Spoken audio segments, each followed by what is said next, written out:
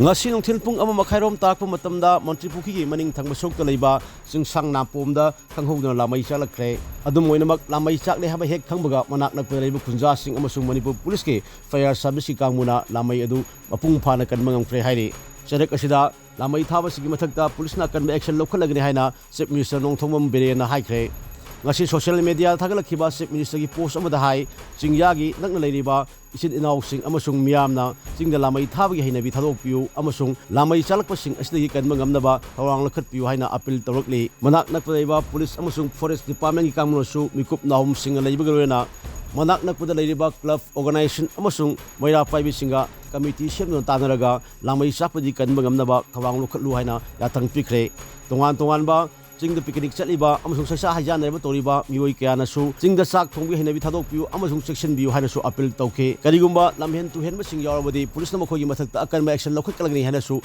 akan ma yak thang taw thakre